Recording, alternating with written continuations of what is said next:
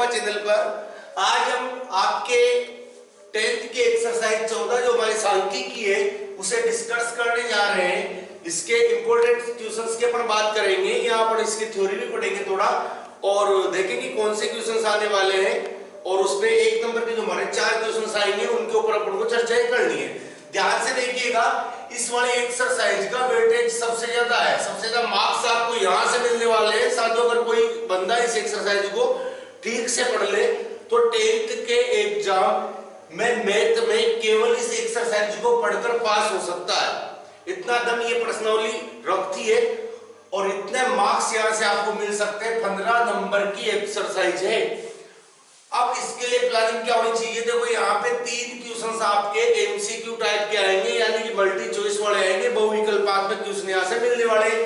एक क्वेश्चन बहुत छोटा आते लघुरात्मक आपको मिलने वाला है, यानी 4 नंबर तो आपको इस वाले डिपार्टमेंट से मिल जाएंगे सेक्शन ए से। सेक्शन बी में 2 नंबर के क्वेश्चंस होते हैं, इनमें से आपको 2 क्वेश्चंस मिलने वाले हैं प्रश्नावली 14 से। कुल मिला के 4 मार्क्स आपको यहाँ से मिलने वाले हैं। सेक्शन सी में जो 3 मार्क्स का क्वेश्चन आता है तो एक क्वेश्चन इस वाले एक्सरसाइज का भी होगा, तो 3 मार्क्स आप इस वाले क्वेश्चन से यहां पर पाओगे। और लास्ट में फाइनली जो सेक्शन डी आता है बड़े वाले क्वेश्चन वाला 4 नंबर वाला, उसमें भी आपको एक क्वेश्चन इसका मिलने वाला है। कुल मिला के आपको इस प्रकार से 3 4 4 2 6 हो गए, 6 7 8 क्वेश्चंस मिलने वाले 15 नंबर के। तो बहुत ज्यादा मार्क्स यहां से मिलने वाले और 100 बाय 100 लाने वालों के लिए थोड़ी सी यहाँ पर ये रहेगा, इस वाले एक्सरसाइज को पढ़ना ज्यादा इंपॉर्टेंट यूं हो जाएगा साहब, क्योंकि इसमें से आपकी जो 4 नंबर का पोर्शन आ रहा है ना, ऐसा वाला आपको बुक में इतने छोटे वाले क्वेश्चंस नहीं है, 1 1 2 2 नंबर में आने लायक। तो आप कहीं वहां मार्क न खाओ, इसके लिए अपन को ऐसे वाले क्वेश्चंस पे ज्यादा प्रैक्टिस करनी है। ऑब्जेक्टिव क्वेश्चंस पे ज्यादा प्रैक्टिस करने, वो प्रैक्टिस कहां से करें?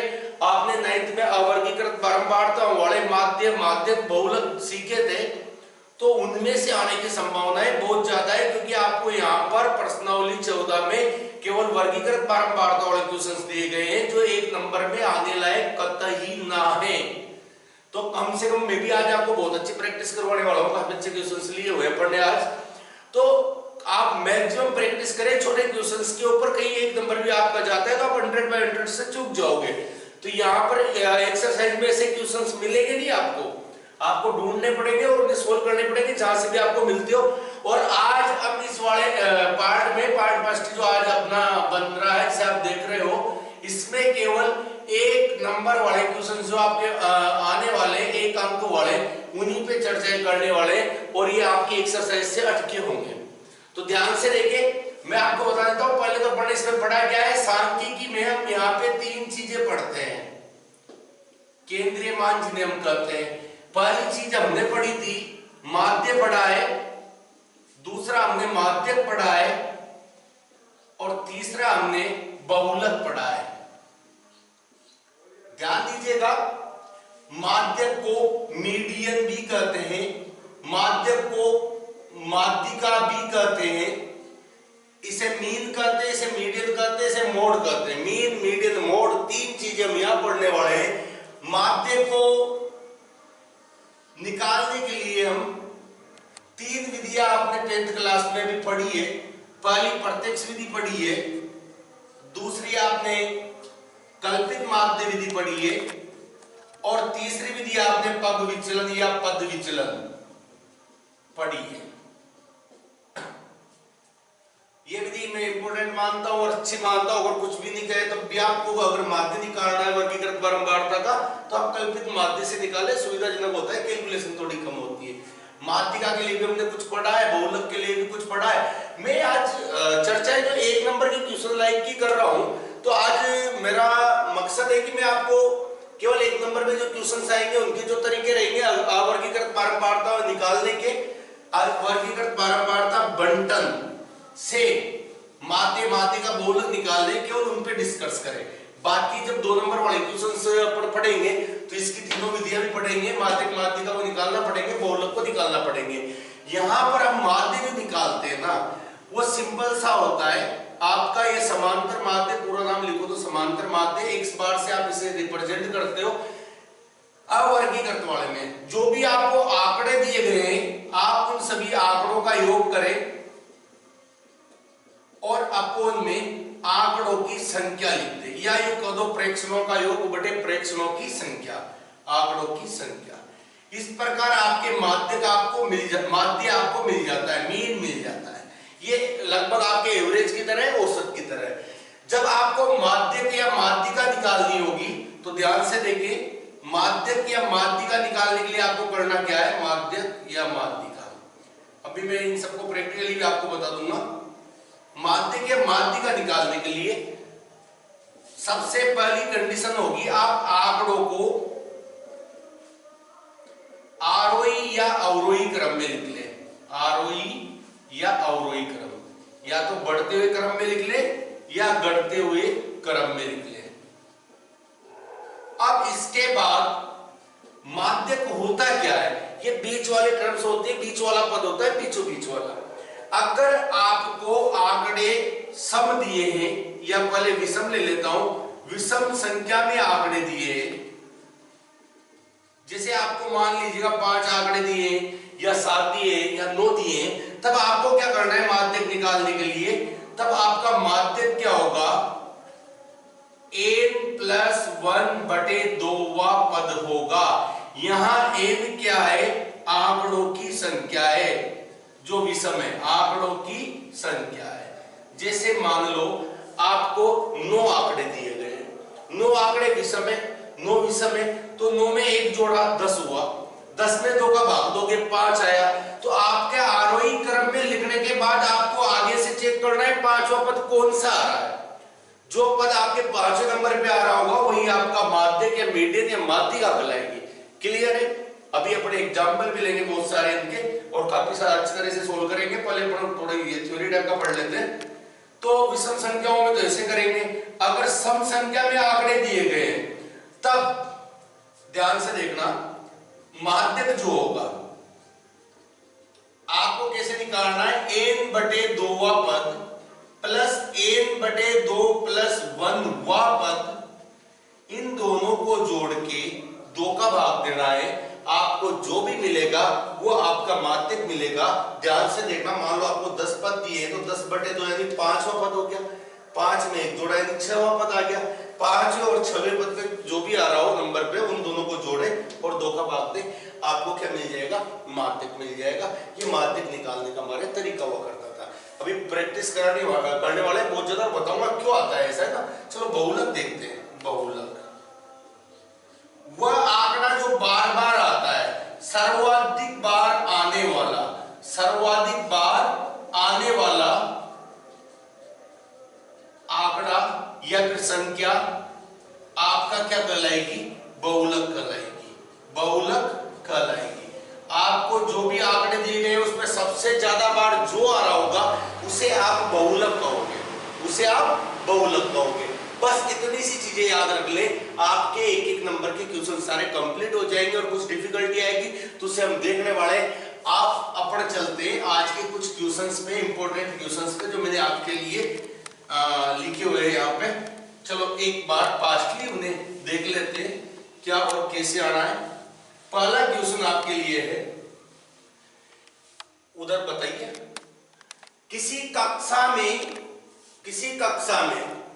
10वीं कक्षा में, चलो ये थोड़ा सा मिस्टेक है, इसे यूं देखते हैं। 10वीं कक्षा में अध्ययन करने वाले 10 छात्रों के गणित में प्राप्तांक 7, 8, 5, 6, 7, 8, 9, 4, 5 और 6 है। इनके प्राप्तांकों का औसत क्या होगा, वो आपको औसत बोल के निकलवाए या समांतर माध्य बोल के निकलवाए या माध्य बोल के निकलवाए, एक ही बात है। और आप ऐसे वाले क्वेश्चंस में माध्य निकालने के लिए क्या करने वाले हो, मैंने अभी आपको बताया है। आपको करना क्या है, आंकड़ों का योग लिखना है, अपन आंकड़ों की संख्या लिखनी है, बस इतना सा फॉर्मूला लगाना है और देखिएगा आंसर आ जाएगा। आंकड़ों का योग यानी जो भी आंकड़े आपको यहाँ पे दिए गए हैं इन सभी आंकड़ों को आप जोड़ देंगे, यानी कि जैसे 7 plus 8 plus 5 plus 6 plus 7 plus 8 plus 9 plus 4 plus 5 plus 6 और अपोन में आपने लिख दिया आंकड़े कितने हैं, ये 10 आंकड़े हैं, ये हमें पहले ही बताया गया है। 10वीं कक्षा में अध्ययन करने वाले 10 छात्र हैं, 1 2 3 4 5 6 7 8 9 10 आंकड़े हैं। आप इन सभी को जोड़े, ध्यान देना, 8 7 15, 15 में 5 जोड़े 20, 6 26, 33 हो गए, 33 8 26 7 33, 33 और 8 41, 41 9 50, 54 59 65, शायद 65 हुए, बाकी आप जोड़ ले, कोई समस्या नहीं, जो भी आ रहा होगा। आप यहाँ 10 का भाग देना बड़ा इजी होता है ना, गणित में 10 और 100 का भाग देना, एक अंक छोड़ के दशमलव लगा दे, ये आपका आंसर होगा और वो ऑप्शन नंबर सी में। इस प्रकार आपका पहले क्वेश्चन में ऑप्शन नंबर सी करेक्ट है। ध्यान दीजिएगा, इसी का दूसरा क्वेश्चन आपको दिया गया है 3 4 8 5 x 3 2 1 अंकों का समांतर माध्य 4 दिया है। इस बार आपको माध्य पहले दे दिया गया है और पूछा गया है x की वैल्यू क्या होगी, x की वैल्यू क्या होगी। ध्यान दीजिएगा, हम तो जानते हैं ना माध्य बराबर क्या होता है, आंकड़ों का योग बटे आंकड़ों की संख्या। माध्य बराबर क्या होता है, आंकड़ों का योग बटे आंकड़ों की संख्या। हम तो उन सारी संख्याओं का योग कर लेते और बटे में वो लिख लेते जो जितनी उनकी संख्या। मैं योग कर रहा हूं 3 + 4 + 8 + 5 + x + 3 + 2 + 1 अपॉन कितनी संख्या है 1 2 3 4 5 6 7 8, 8 संख्या है। ये मैंने आंकड़ों का योग कर लिया, ये आंकड़ों की संख्या लिख दी, हमारे पास 8 आंकड़े हैं और मुझे माध्य जो है वो 4 दिया गया है। कोई नहीं, इसे जोड़ लेते हैं, 4 3 7 8 15, 15 5 20, 20 3 23, 23 2 25 और 1 26, 26 ये हुआ, x बचा हुआ है प्लस का, इसे इसके साथ यहाँ पे लिख दे, बटे में 8 लिखा। 8 को इधर भेजा, आप देख पाओगे 8 चौक हो गए 32 बराबर 26 प्लस x हुआ, 26 को इधर बुलाया माइनस का बराबर x और 32 में से 26 गए, 6 बचा, जो कि आपके x की वैल्यू होगी और वो हमारे ऑप्शन नंबर 2 में है। ऑप्शन नंबर 2 हमारा क्या हो जाता है, करेक्ट हो जाता है। थोड़ा सा क्वेश्चन नंबर 3 पे फोकस करते हैं, अच्छा क्वेश्चन है। देखो ऐसे वाले क्वेश्चंस भी आपको वहां मिल सकते हैं। इन वाले क्वेश्चंस के लिए क्या करना है वो भी मैं तुम्हें बता देता हूं। आपको कुछ कैलकुलेशन भी नहीं करनी है, अगर आप ये बात ध्यान में रख लोगे तो डायरेक्ट भी आंसर दे पाओगे। इसने कहा है 10 संख्याओं का समांतर माध्य 40 है। 10 संख्या है, उनका समांतर माध्य 40 है। यदि प्रत्येक संख्या को 10 से बढ़ा दिया जाए, कहने का अर्थ यह है कि उन 10 संख्याओं में प्रत्येक संख्या में 10 जोड़ दिया जाए, तब परिणामी संख्याओं का, इसके बाद में जो संख्या आपको मिलेगी 10 जोड़ने के बाद, उनका समांतर माध्य क्या होगा या क्या होता है। ध्यान देना, जब प्रत्येक संख्या को जिसके आपको जो आपको आंकड़े दिए गए हैं उसमें समान संख्या जोड़ दी जाए, समान संख्या घटा दी जाए, समान संख्या गुणा कर दी जाए या समान संख्या से भाग दे दिया जाए, तब उसके समांतर माध्य में भी वही क्रिया आपको करनी है जो आपने इन संख्याओं के साथ की है। अर्थात कहने का मतलब यह है, आप इसे अगर सोल्व करोगे तो बहुत लंबा हो जाएगा, इतना सा याद रखो और आपका काम चल जाना है। ट्यूशन में 10 संख्याओं में प्रत्येक में 10 जोड़ा था, तो माध्य में भी आप 10 जोड़ दें, यानी कि आपका आंसर आएगा 50। नया माध्य कितना हो जाएगा 50। अगर ये कहता प्रत्येक संख्या में से 10 घटा दिए जाए तो आपके माध्य में से भी 10 घट जाता है, यानी 40 में से 10 घटता है, यानी आपका नया माध्य 30 आता। अगर ये यूं बोलता प्रत्येक संख्या को 10 से गुणा कर दिया जाए तो आपको क्या करना था, समांतर माध्य को 10 से गुणा करके 40 को 10 से गुणा किया और 400 लिख देना था। तो इस टाइप का कोई भी क्वेश्चन आए जिसमें प्रत्येक आंकड़े को किसी फिक्स संख्या से या निश्चित संख्या से गुणा किया जाए, भाग दिया जाए या उसमें जोड़ा जाए, तो इस कंडीशन में आप क्या करोगे, जो आपका पुराना समांतर माध्य है उसमें भी उसी संख्या को जोड़ दोगे, घटा दोगे या गुणा कर दोगे, जैसी भी सिचुएशन क्वेश्चन की होगी उसके अकॉर्डिंग आप काम कर लोगे। क्वेश्चन नंबर 4 की बात करते हैं। 3 5 7 4 2 1 4 3 4 का बहुलक क्या है। बात आ गई बहुलक की, और बहुलक के लिए मैंने आपको बताया था वो आंकड़ा जो बार बार आता है, अधिक बार आता है उसे हम बहुलक कहते हैं। सर्वाधिक बार अगर आप यहां देखोगे कि क्या आ रहा है, 3 कितनी बार आया, 2 बार, 5 कितनी बार आया, 1 बार, 7 कितनी बार आया, 1 बार, 4 कितनी बार आया, 3 बार, 2 कितनी बार आया, 1 बार, 1 बार। सबसे ज्यादा बार कौन आया कि 4 आया सर, 3 बार आया है, अतः हमारा बहुलक होगा 4। That's your answer. Question number 5 देखते हैं। अच्छा क्वेश्चन है, 4, 5, 9 x का माध्य 7 है। क्वेश्चन बढ़िया है साहब, 2 क्वेश्चन इसने मिक्स किए हुए हैं। 4, 5, 9 x का माध्य 7 है, तो 10, 11, 3, 5 x का माध्य का बहुलक क्या होगा। देखो डिपेंड करता है इसका बहुलक निकालने के लिए x की वैल्यू क्या होगी। खुदा ने कहा था x का मान 10 आता है तो 10 2 बार आ गया, ये बहुलक होगा। अगर x का मान 11 आता है तो 11 2 बार हो जाएगा, ये बहुलक होगा। x की वैल्यू 3 आए तो 3 2 बार हो जाएगा, ये बहुलक होगा। x की वैल्यू 5 आई तो 5 2 बार हो जाएगा, इसलिए ये बहुलक होगा। यानी कि इसका बहुलक निकालने के लिए सबसे इंपॉर्टेंट है आपको x की वैल्यू ज्ञात करना। चलो उसने रास्ता भी दिया होगा, कुछ ना कुछ हाँ दिया है, बिल्कुल दिया है, ये रास्ता दे रखा आपको। आप यहां से पहले x की वैल्यू निकाले और जो भी x की वैल्यू आएगी वो यहां रखेंगे, फिर देखेंगे सबसे ज्यादा बार कौन आ रहा है, वही हमारा क्या होगा, बहुलक होगा। इस क्वेश्चन को मैं थोड़ा सा यहां से मिटा देता हूं, जो क्वेश्चन अपने हो चुके हैं, लगभग यहां तक आपके क्वेश्चन हो चुके हैं, मिटा लेते हैं इसे।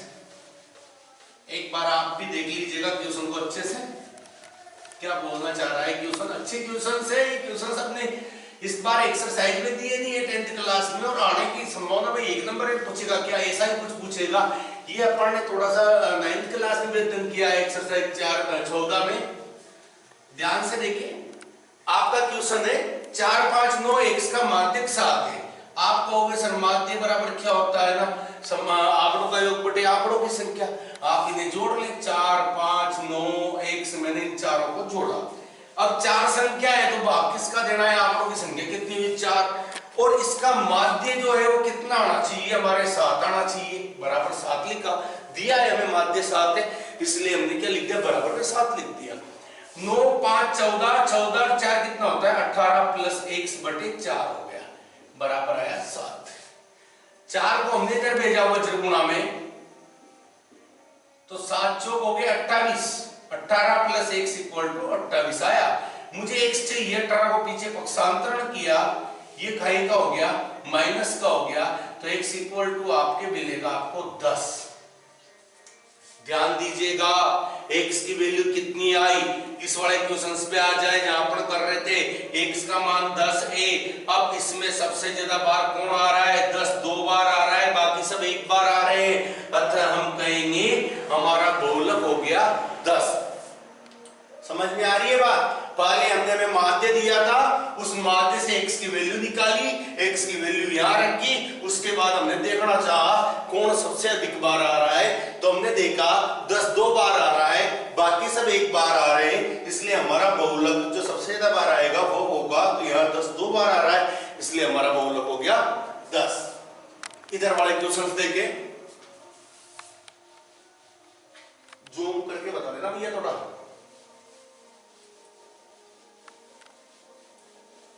क्वेश्चंस देखिए, अपने इधर सोल्व कर लेते हैं साथ के साथ।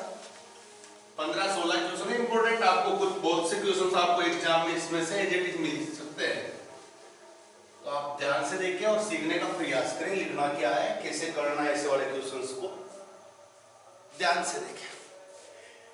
आपको यहाँ क्वेश्चन नंबर 6 में दिया है, क्वेश्चन नंबर 6 में क्या दिया है कि बंटन 3 4 1 3 1 5 7 x का बहुलक मान 3 है, तो x की वैल्यू ज्ञात करो। भाई साहब बहुलक आपको 3 दिया है, अपन थोड़ी देर के लिए इसे छुपा लेते हैं x को, माना कि मैंने इसे छुपा लिया, इसकी तरफ मैं देख भी नहीं रहा हूं, फिर अब मैं देखना चाहता हूं कि बहुलक क्या आएगा। मैंने कहा 3 तो 2 बार आ रहा है सर, और 1 कितनी बार आ रहा है, 1 भी 2 बार आ रहा है, और बाकी सब 1 बार आ रहे हैं, राइट। जब ये भी 2 बार आ रहा है, ये भी 2 बार आ रहा है, तो फिर बहुलक 3 कैसे हुआ, 1 भी तो हो सकता है ना। तो मैंने कहा ये डिपेंड करेगा ये वाली संख्या कौन सी है। अगर ये संख्या 3 हुई तो बहुलक 3 होना था। अगर ये संख्या 1 हुई तो 1 3 बार आया, अर्थात बहुलक 1 होना था।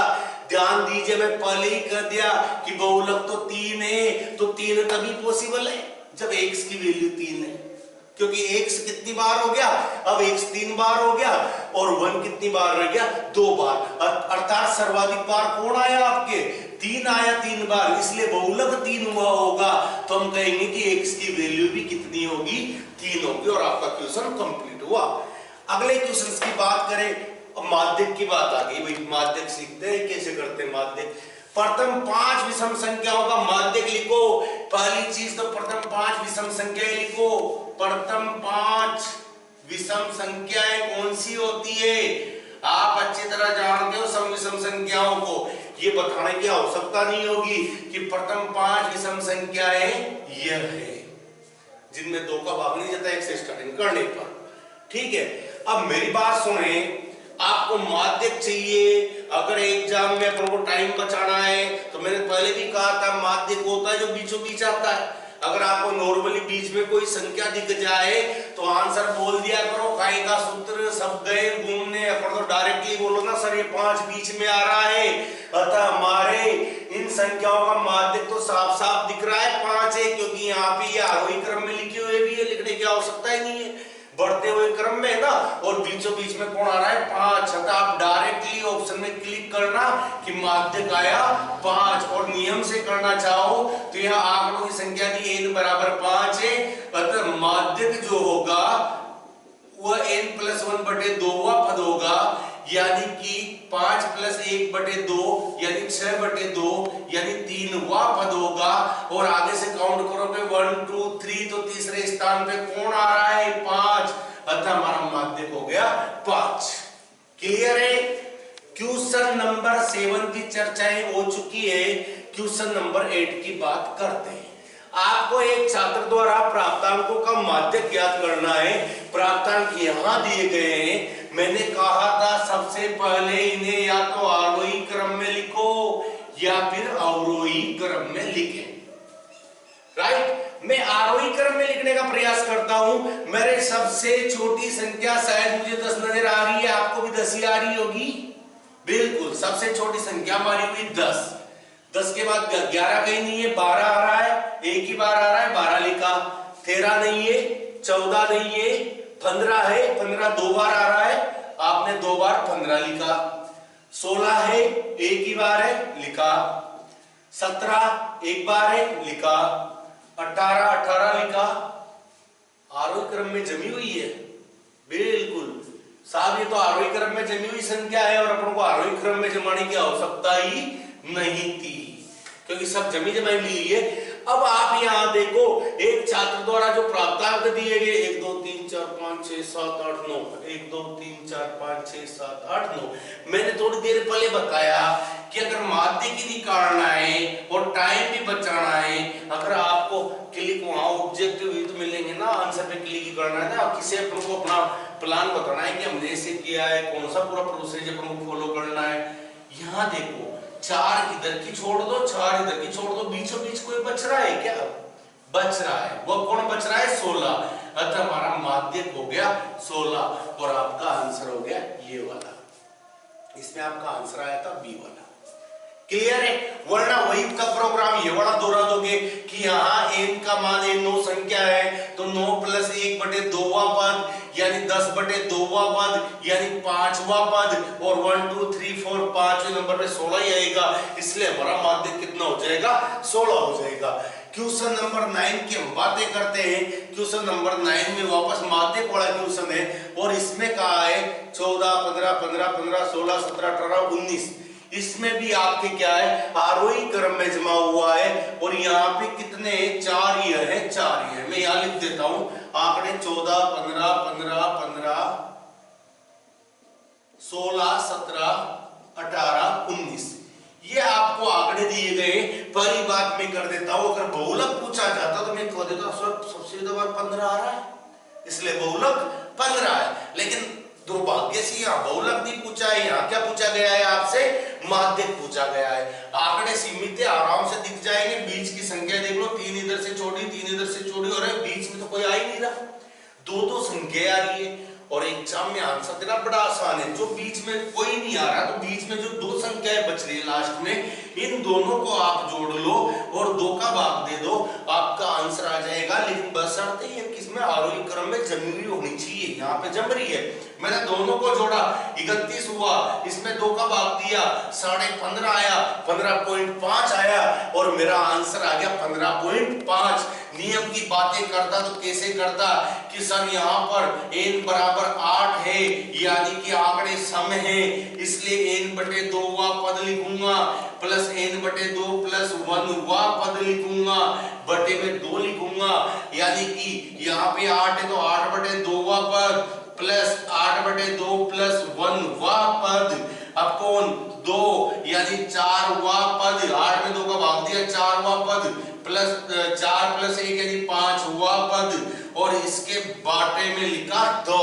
और यहां से आप देख पाओगे कि चौथा पद क्या आ रहा है, पहला दूसरा तीसरा चौथा से 15 आ रहा है, मैंने 15 लिखा। पांचवा पद कितना है 16, हमने 16 लिखा, बटे में 2 लिखा, 31 के बटे में 2 किया और ये वापस 15.5 वही आंसर मिला है। तो अपन इतना बड़ा प्रोसेस क्यों फॉलो करें, अपन तो बुद्धिमान प्राणी है ना साहब, तो इतनी सी बुद्धि लगाए, बीच वाले पद देखे, अगर कोई सिंगल मिल रहा हो तो वो आंसर है, डबल मिल रहे हैं बीच में तो दोनों को जोड़ो, 2 को भाग दे दो, आपका आंसर आ जाएगा। क्लियर है माध्यमिक का प्रोग्राम? बिल्कुल, ये आपका आंसर हो गया। चलो फिर एक क्वेश्चन किया है माध्यमिक से संबंधित, प्रैक्टिस हो जाएगी आपकी बढ़िया। आज तो अच्छी खासी प्रैक्टिस डाली हुई है हमारे। सुनो, निम्न बंटन 19, 25, 59, 48, 35, 31, 30, 32, 51 का माध्यक क्या है? क्लियर है? और यहां पर हमें दिख रहा है कि ये आरोही या अवरोही क्रम में लिखे हुए नहीं है।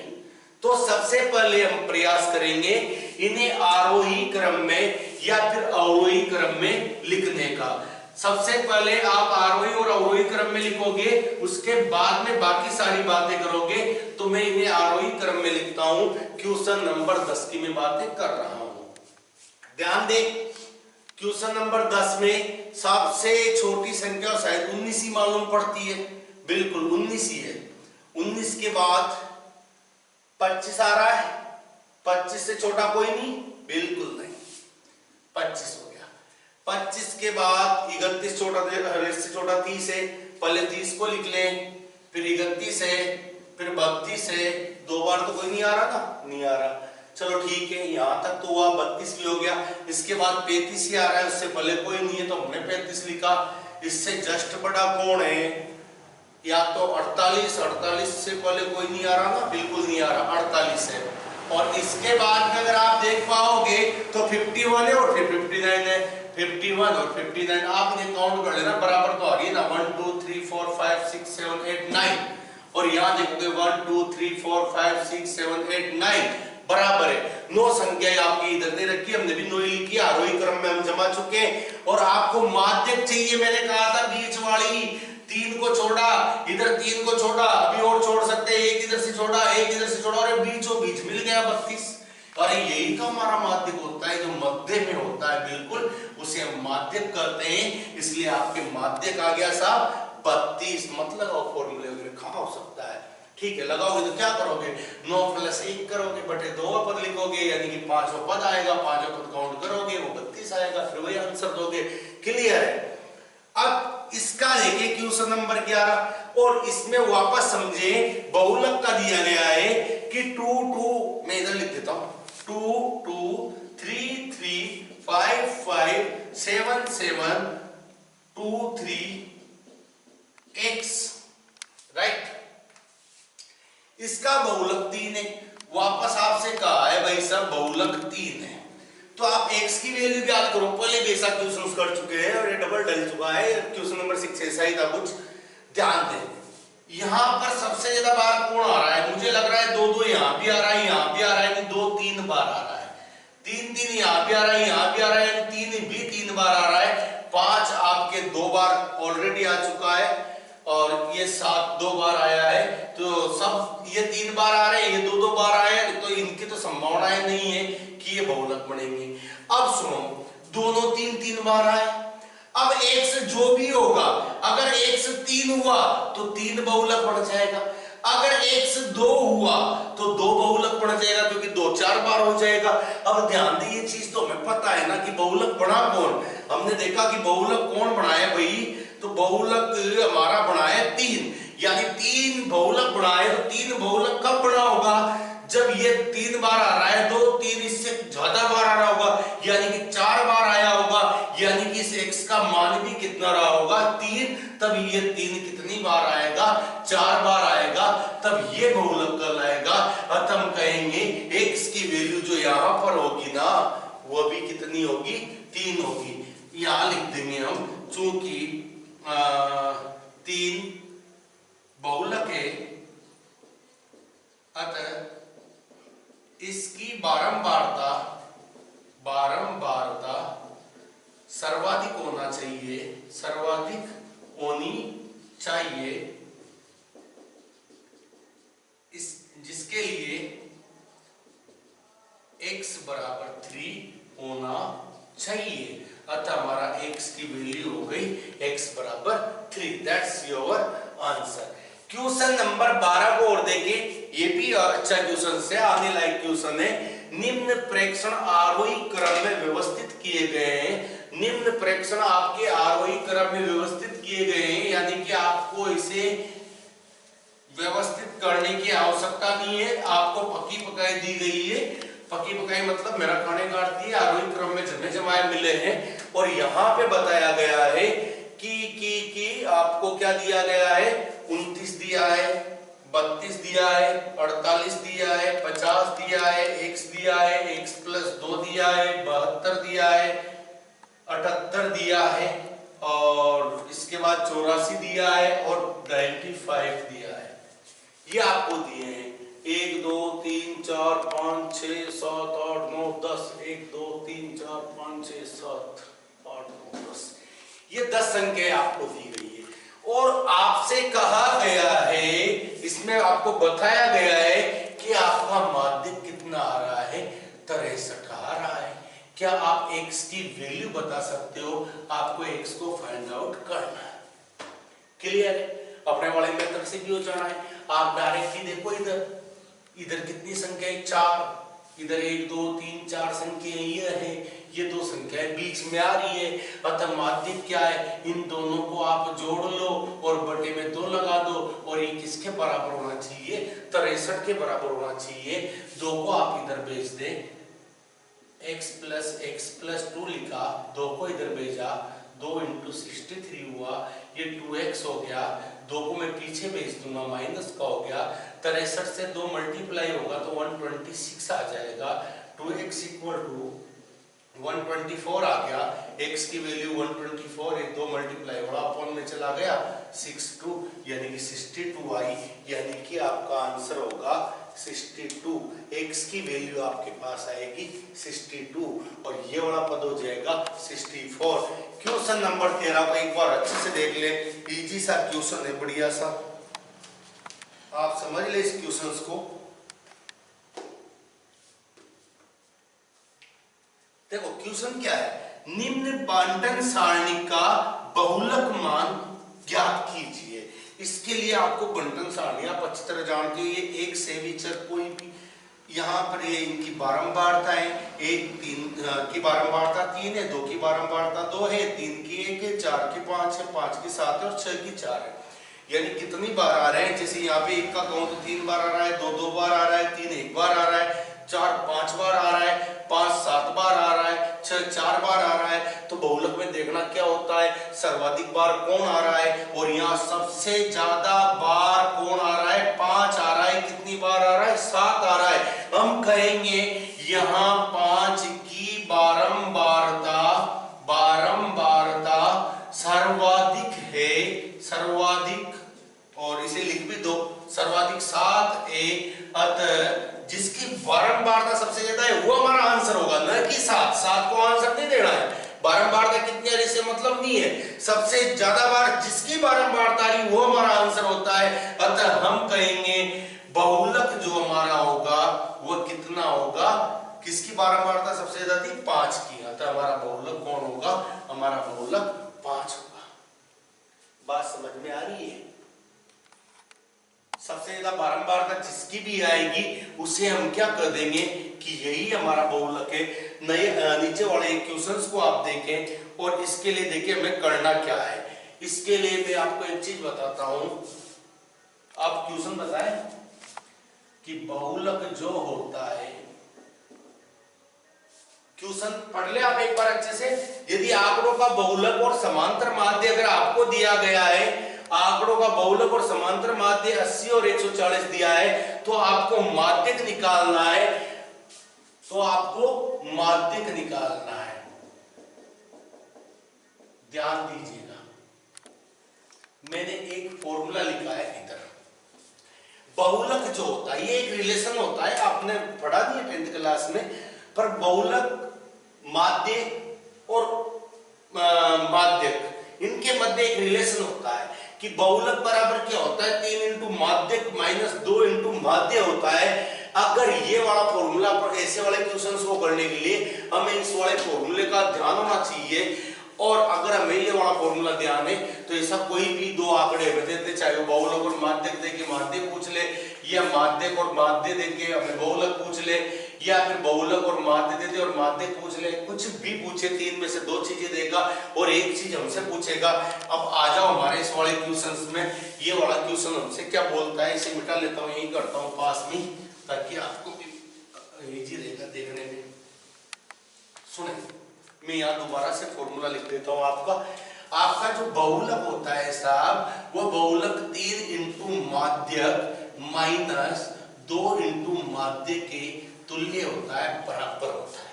ध्यान दीजिएगा, इस वाले क्वेश्चन में आपको कहा गया है कि आंकड़ों को बहुलक और समांतर माध्य दिया है, यानी कि आपको बहुलक भी दिया है और बहुलक कितना दिया है 80, सॉरी बहुलक तो 140 दिया है और समांतर माध्य आपको दिया है, समांतर माध्य आपको दिया गया है 80 और आपसे पूछा गया है कि माध्य क्या होगा। आप यहाँ पे मान रखें बहुलक है 140, 3 इंटू माध्यक, माध्यक हमें निकालना है, मैं इसे एम लिख देता हूँ, माइनस 2 इंटू माध्य हमें दिया गया है, समांतर माध्य 80 है, 140 ये हो गया, ये 3m हो गया, इसे मल्टीप्लाई किया 160 आया, इसे इधर बुलाएंगे, ये काई का हो जाएगा प्लस का हो जाएगा, 3m बराबर ये आ गया, इसे हमने ऐड किया, ये 300 बराबर 3m आया, मुझे m चाहिए, 3 कहाँ चला जाएगा अपॉन में, 3 से 300 को काटेंगे 100 आ जाएगा और आपका माध्यक आ गया 100। ध्यान देना भाइयों, ऐसे वाले क्वेश्चन में वो कितनी ही संख्याएं चेंज करे, आपको केवल इस फॉर्मेट में दी गई दो संख्याओं के मान रखने हैं और तीसरी वाली संख्या को पक्षांतरण करके कैलकुलेट करके आपको निकाल लेना है। ऐसा वाला एक ही सवाल करवा रहा हूँ, बट ऐसे कोई भी क्वेश्चन आ जाए, आप उसमें दो चीजें आपको 100% देगा और तीसरी चीज पूछेगा तो उन दो चीजों के मान रख देना, तीसरी चीज अपने आप निकल के आपके सामने आ जाएगी और इस प्रकार के सारे सवाल आपके हो जाएंगे। तो इसे एक स्टार लगा के याद रखना, हो सकता है एग्जामिनर का भेजा खटक ही जाए, उसके भेजे में आ ही जाए कहीं ना कहीं से कि नहीं ऐसा कुछ रिलेशन वाला क्वेश्चन मैं पूछ लेता हूँ। हालांकि अपने ऐसा पढ़े 9th में भी नहीं पढ़ा और 10th में भी नहीं पढ़ा, पर एक रिलेशन अगर नॉर्मल सा अपने याद रख सके तो याद रख लें, बहुलक बराबर 3 इंटू माध्यक माइनस 2 इंटू माध्य होता है। इसके बाद कुछ अच्छे से क्वेश्चन है दो, इन्हें भी आप देख ले, ऐसे वाले क्वेश्चन भी आपको दिए जा सकते हैं, आप एक बार इन पे भी नजर मार ले और मैं इसे सोल्व करवा देता हूँ ताकि आपका ऐसे वाले क्वेश्चंस पे भी थोड़ा सा कॉन्फिडेंस बढ़ जाएगा। क्वेश्चन दिया गया है कि 4 संख्याओं का औसत 20 है, आपको 4 संख्याएं दी गई है और उनका औसत कितना दिया है 20 दिया है, राइट। और अलग से 5 संख्या है, उनका औसत 24 है, तो कुल 9 संख्याओं का औसत क्या होगा। मेरी बात सुने साहब, औसत होता क्या था, औसत या माध्य, मैंने कहा था आंकड़ों का योग बटे आंकड़ों की संख्या। ध्यान से देखना, या संख्याओं का योग बटे संख्याओं की संख्या, या प्रेक्षणों का योग बटे प्रेक्षणों की संख्या, ये औसत या माध्य होता है। मुझे कहा है कि 4 संख्याओं का औसत है 20, यानी मुझे औसत 20 दिया है और संख्याएं मेरे पास है 4। अगर मैं यहां से उन संख्याओं का योग निकालूं या आंकड़ों का योग निकालूं, इन चार आंकड़ों का योग हो जाएगा, चार को इधर मल्टीप्लाई कर दो, 4 × 20 बराबर ये हो गया आपके आंकड़ों का योग, उन चार संख्याओं का योग या उन चार संख्याओं का योग। ये कितना आ गया आपके पास? 80 आ गया सर, बराबर कितना आ गया? 80 यही लिख देता हूं। ये आपके उन चार संख्याओं का योग आ चुका है। अब कहा है कि शेष 5 संख्याओं का औसत 24 है, यानी कि मैं यहां पे रख रहा हूं औसत द्वितीय स्थिति। सेकंड कंडीशन क्या है? 24 है औसत, कितनी संख्याओं का है? 5 संख्याओं का है। मैंने नीचे 5 संख्या लिखी, इन 5 संख्याओं का योग क्या होगा? संख्याओं का योग कर दो या आंकड़ों का योग कर दो, तो इसे इधर भेज दो। 24 × 5 बराबर ये हो गया 5 संख्याओं का योग। ध्यान से देखिए, 5 × 24 के 120, ये आपकी इन 5 संख्याओं का योग आ गया।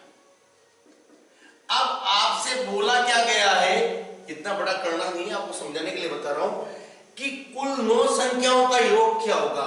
हम कहेंगे नया, सॉरी योग पूछा है क्या? औसत पूछा है, तो नया औसत, इन 9 संख्याओं का औसत क्या होगा? देखो 9 संख्याएं, तो आंकड़ों की संख्या कितनी होगी? 9। अब मुझे इन 9 संख्याओं का यानी 9 आंकड़ों का योग चाहिए, तो सुनो ना, यहां मेरे पास इन 4 संख्याओं का योग मिल गया मेरे को 80, इन 5 संख्याओं का योग मुझे मिल गया 120, तो इन 9 संख्याओं का कुल योग कितना हो जाएगा? इन 4 संख्याओं का योग 80 है, इन 5 संख्याओं का 120 है, तो कुल 9 संख्याओं का योग मेरे पास हो गया 200 बटे में आए मेरे 9, 120 योग इसका और 80 योग इसका, कुल मिला के योग हुआ 200। 200 योग किसका है? 9 संख्याओं का है। 9 से डिवाइड कर दो ना, 1 9 9, 2 9 18, बचे कितने? 2, ये 20 हो गए, 9 2 18, बचे 2 बटे 9, ये आपका होगा आंसर। नया औसत आपके आएगा 22 से ही 2 बटे 9। अगला क्वेश्चन और है आपके क्वेश्चन नंबर 16, लास्ट क्वेश्चन है, फाइनल क्वेश्चन है। चलो इसे भी देख लेते हैं, और कल हम बहुत इंपॉर्टेंट आपके 2-2 नंबर के, 3-3 नंबर के जो क्वेश्चंस आने वाले हैं उनके ऊपर चर्चाएं करेंगे। आज हमने 4 मार्क्स की चर्चा की है, नेक्स्ट वीडियो में हम लगभग 7 मार्क्स की चर्चाएं करेंगे, 2-2 नंबर के 2 और 1-3 नंबर वाले का। ध्यान दें, 10 छात्रों की औसत आयु 20 वर्ष है। 10 छात्र की औसत आयु कितनी है? 20 वर्ष है, राइट। 5 नए छात्र आने से औसत आयु में 1 वर्ष की वृद्धि होती है। मेरी बात सुनो, मैं इनकी अगर कुल आयु निकालूं, एक बंदे की औसत आयु आ रही है 20 वर्ष, तो 10 बंदों की कितनी आ जाएगी? 20 × 10 कर लो आप, यानी 200 वर्ष। इन पूरे 10 बंदों की कुल आयु है। अभी भी अपन एक से क्वेश्चन किया था इसके पहले, पर अपन डायरेक्टली गुणा करके बता सकते हैं कि इतनी कुल इनकी आयु होगी। ध्यान दीजिएगा, 5 नए छात्र आगे, 5 नए छात्र आने पर, अब छात्र कितने हो गए? कुल छात्र हो गए हमारे पास 10 तो पहले के थे, 5 नए आए, 15 हो गए। और इसने कहा औसत आयु में 1 वर्ष की वृद्धि होती है, तो हम कहेंगे औसत आयु में 1 वर्ष की वृद्धि होती है। तो नया औसत आपका कितना आया? नया औसत, पहले हमारे औसत आयु 20 वर्ष थी, तो 20 में 1 की वृद्धि हुई, अर्थात 21 हुआ। अब हम इन 15 छात्रों की कुल आयु निकालना चाहते हैं। 15 छात्रों की कुल आयु कितनी होगी? तो हम क्या करेंगे, 15 को इनके औसत यानी 21 से मल्टीप्लाई कर देंगे। 1 15 15, हासिल का 1, 2 15 30 और 1 31, यानी कि 315 वर्ष इनकी कुल आयु है इन 15 जनों की। देखना, हमारे पास 10 बंदों की उम्र थी 200 साल और 15 की अब हो गई 315, तो आपको दिख रहा होगा कि ये जो बड़ा है ना, 200 से 315 हुआ है ना, उसके लिए जिम्मेदार कौन है? उसके लिए 5 नए छात्र जिम्मेदार है, यानी कि उन 5 छात्रों की जो टोटल उम्र है ना, वो इनके अंतर के बराबर रहेगी, यानी कि ये जो भी बढ़ी है 200 से 315 हुई है, यानी प्लस 115 की वृद्धि हुई है, ये किनकी उम्र है? ये उन 5 छात्रों की कुल उम्र है। तो अगर आप चाहो तो लिख सकते हो 5 नए छात्रों की कुल आयु कितनी होगी। तो आप इन 315 में से 200 को घटा दें, यानी कि 115 आयु। अब आपको यदि उनकी कुल आयु पता चली गई है और उनकी औसत आयु निकालनी है, नए छात्रों की औसत आयु, तो उन 5 छात्रों की कुल आयु है 115 बटे संख्या कितनी हुई? 5 छात्र हैं, तो 5 उनकी संख्याओं की फ्रैक्शनों की भाग दे लें, 2 पंजे 10, 3 पंजे 15, यानी कि उन छात्रों की औसत उम्र है 23 वर्ष। इस प्रकार आप एक एक नंबर वाले क्वेश्चंस में जीत प्राप्त कर सकते हो, अच्छे मार्क्स ले सकते हो। आज के लिए काफी है, धन्यवाद। नए वीडियो में मिलेंगे हम 2 मार्क्स और 3 मार्क्स वाले क्वेश्चंस के लिए और इम्पोर्टेंट क्वेश्चंस के लिए मिलेंगे। पिछले एग्जाम्स में जो क्वेश्चंस आए हम उन्हें भी सोल्व करेंगे और इस बार जो आ सकते हैं दमदारी से हम उन्हें भी सोल्व करेंगे। ये एक्सरसाइज बड़ी इंपॉर्टेंट है, लास्टली ये कहूंगा इस पे पूर्णतया फोकस करके ही जाए। जो 100 में से 100 लाने के इच्छुक है वह भी, और जिन्हें केवल अगर पास होना या ठीक ठाक नंबर लाने उनके लिए बहुत यही सही। Thank you very much.